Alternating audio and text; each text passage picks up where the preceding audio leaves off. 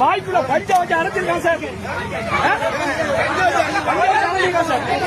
நாங்க காணல பிள்ளை வேண்டாம் என்ன ஆளு பஞ்ச வச்சு அரைச்சிருக்கேன். கரூர் ராயனூரில் 12 வயது சிறுமியை கஞ்சா போதையில் டிரைவர் ஒருவர் வாயில் பஞ்சை வைத்து திணித்து பாலியல் பலாத்காரம் செய்ய துணிந்த பொழுது மக்கள் கண்டுபிடித்து அவரை அடித்தனர். திமுகவை ஓட்டு போடாதீர்கள், போட்டால் இதைவிட கொடுமைகளை மக்கள் அனுபவித்தே ஆக வேண்டியிருக்கும்.